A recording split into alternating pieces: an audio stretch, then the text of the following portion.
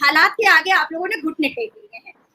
लेकिन मुझे ऐसा लगता है ना कि टीवी फोड़ने से और शटे फाड़ने से और अपना खुद का माथा फोड़ने से बेहतर है कि ऐसी भी घर वापसी का समय आ चुका है। अब ये लोग तो वर्ल्ड कप में कभी भी जा ही नहीं पाएगी, पूरा फाइनल तो खेल ही नहीं पाएगी, तो ये जब वापस जाएंगे तो एक ही पकड़ के सबका माथा फोड़िएगा आप लोग, टीवी मत फोड़िए।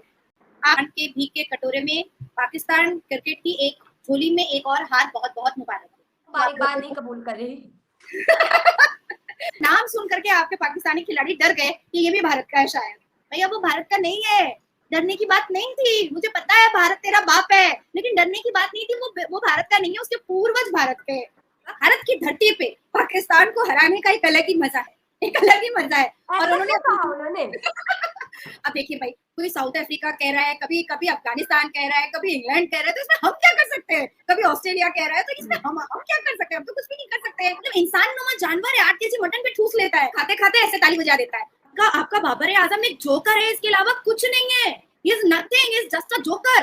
हेलो दोस्तों, कैसे हैं आप? प्रेम क्रिएशन 2M में आप सभी का एक बार फिर से स्वागत है। तो दोस्तों, जैसे कि आप जानते हो, इस समय पाकिस्तान की बहुत गंदी तरीके से लगी पड़ी है वर्ल्ड कप के दौरान, ठीक है। और उसके साथ ही साथ पाकिस्तान विभिन्न क्षेत्रों में, अलग अलग क्षेत्रों में भाई उसकी तो बहुत बुरे इस समय हालात हैं। लेकिन देखते हैं इस समय, कल जो है आप जानते होंगे, शैला खान जो एक पाकिस्तानी यूट्यूबर है, उन्होंने हिंदुस्तानी के पक्के हिंदुस्तानी नाजिया इलाही खान को आप जानते होंगे, उनसे कुछ बातचीत की। और बातचीत का एक हिस्सा मैं आप लोगों को दिखाने वाला हूँ यहाँ पर को। भाई जब उनसे बातचीत की ना तो जो पाकिस्तानी यूट्यूबर है उसके सामने ही एक पक्की भारतीय इलाही खान ने क्या बखिया उधेड़ दी भाई। कहते हैं ना, पिछवाड़ा नीचे करके पानी में भिगो भिगो के जो बच्चों मारा दे, झपा जब जे धपा दब जे धपा जब। तो भाई क्या बताओ, बहुत गंदे तरीके से आपको मैं क्या बताऊँ यार, आप खुद ही देख लो ना, खुद ही देखो आप क्या किस तरीके से उसकी बैंड बजाई है। हंसते हंसते लोटपोट हो जाएंगे। चलिए शुरू करते हैं, देखते हैं। बीसीसीआई ने आपको बहुत इज्जत दिया, बहुत खाना दिया, तो वो कहेगा कि भाई इतना खाना ठूसे, इतना ठूसे कि हम ग्राउंड पे ही जाके हक देते थे। इंडिया के ग्राउंड में पाकिस्तान के अलावा बाकी तमाम जो क्रिकेट टीम्स है वो राम जय श्री राम, भारत माता की जय के नारे लगाने के साथ साथ पाकिस्तान को जब भी हराते हैं तो कहते हैं कि ये विक्ट्री जो है भारत के नाम है। कुछ कल के मैच में भी हमने ऐसा ही देखा कि जो साउथ अफ्रीका के जो कैप्टन थे, उन्होंने जो प्रेस कॉन्फ्रेंस की कहा कि भारत के अंदर हमें जो है पाकिस्तान को हरा कर बहुत मजा आया। तो जितने भी मैचेस हैं जब पाकिस्तान खेलता है, कोई ना कोई मैच किसी न किसी कंट्रोवर्सी का शिकार हो रहा है। इन तमाम बातों पर आज हम डिस्कशन करेंगे नाज़िया इलाही खान के साथ। सबसे पहले ma'am, thank you so much, आपने हमें ज्वाइन किया। Thank you. वंदे मातरम, भारत माता की जय, जय सिया राम। हमें इंडिया हरा है या साउथ अफ्रीका हरा है या फिर अफगानिस्तान हरा है, ये मजे वाली बात कहाँ से आ गई कि इंडिया में हरा के बहुत मजा है। अभी साउथ अफ्रीका के साथ तो हमारा कुछ लेना देना चल भी नहीं रहा, क्या कहेंगे इस पे? ऐसा है कि शैला, आपको और पूरे पाकिस्तान के भीख के कटोरे में पाकिस्तान क्रिकेट की एक झोली में एक और हार बहुत बहुत मुबारक हो, बहुत बहुत मुबारक। मुबारकबाद नहीं कबूल कर रही। 8 केजी मटन खाने वाले बाबर आजम और ठरके आजम की टीम साउथ अफ्रीका के प्लेयर एनाकोंडा जैसे प्लेयर के सामने तुम कटी छिपकली जैसे नजर आए। कभी 8 केजी मटन की बात कर देते हैं, कभी बीफ की बात कर देते हैं, और हर वक्त कोई ना कोई एक्सक्यूज रखते ही हैं। ना ही नमाज काम आया, ना ही बाबर और रिजवान काम आया। भीख के कटोरे में अगर कुछ मिला तो हार ही मिली और इसके अलावा कुछ नहीं मिला। मैं शला आपसे ये जरूर कहना चाहूंगी कि पाकिस्तान गोल्ड मेडलिस्ट है भीख मांगने में। पाकिस्तान गोल्ड मेडलिस्ट है माइनॉरिटीज को डिप्राइव करने में। पाकिस्तान गोल्ड मेडलिस्ट है सऊदी अरबिया में जाकर के भीख का कटोरा लेने में। पाकिस्तान गोल्ड मेडलिस्ट है हर एक मुस्लिम ममालिक को पोक करने में। पाकिस्तान गोल्ड मेडलिस्ट है भारत के मुसलमानों को पोक करके उनको आतंकवाद दिमाग देने में। तो इन सब चीजों में अगर एक देश इतना बड़ा गोल्ड मेडलिस्ट है, जिसने आज तक कभी एक कील और काटी अपनी नहीं बनाई, जिसने आज तक कभी अपना एक छोटा सा मोबाइल इत्तू सा नहीं बनाया, जिसने आज तक कभी एक गाड़ियां नहीं बनाई, वो क्रिकेट मैच कैसे जीत जाएगा? ये कैसे पॉसिबल है? दूसरी चीज मैं शाला आपको ये बताना चाहूंगी, डेफिनेटली टिम्बा बवुमा जो कैप्टन है, उन्होंने ये बात बिल्कुल प्रेस कॉन्फ्रेंस में कहा कि भारत की धरती पे पाकिस्तान को हराने का एक अलग ही मजा है। एक अलग ही मजा है। और ऐसा उन्होंने क्यों कहा उन्होंने?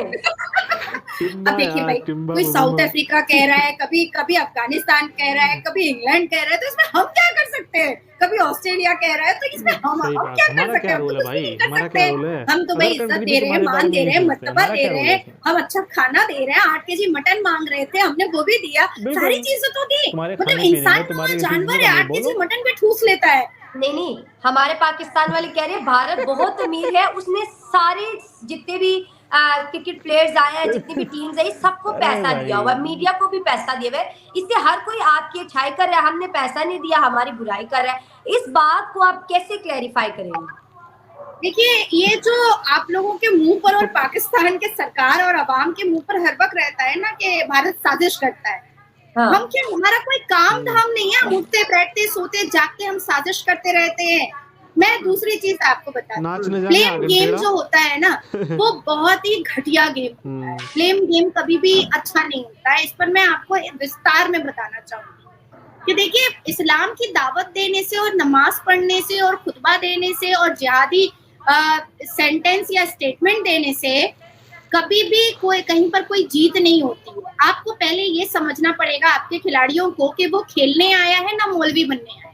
दो में से एक बात तय करना बिल्कुल पड़ेगा बिल्कुल कि वो यहाँ पर बिल्कुल, खेलने सही बात आया है है या भाई। वो कहीं भी अगर दुनिया में जाकर के 5 साल के बाद फिर वर्ल्ड कप होगा, उसमें जाकर के अगर खेलेगा, तो वो वहां पर जिहादी मौलवी बनना चाहेगा या प्लेयर बनना चाहेगा। बिल्कुल तो इस्लाम की दावत से, सही बात नमाज है। पढ़ने से, मौलवी बनने से, जिहादी बनने से आपका फोकस गेम पर नहीं है, बिल्कुल भी नहीं है। बिल्कुल बिल्कुल हर एक मैच हारने के बाद, 6 मैचेस में 4 मैचेस आप लोग हार गए।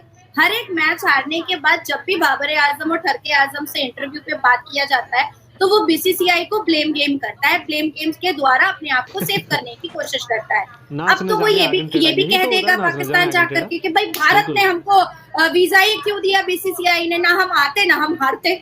उसके बाद फिर उससे पूछा जाएगा कि भाई आपको तो भारत में बहुत मजेदार खाना मिला, आपको बहुत भव्य और भगवा स्वागत मिला, बीसीसीआई ने आपको बहुत इज्जत दिया, बहुत खाना दिया, तो वो कहेगा कि भाई इतना खाना ठूसे, इतना ठूसे कि हम ग्राउंड पे ही जाके हक देते थे। उसके बाद फिर बात आएगी कि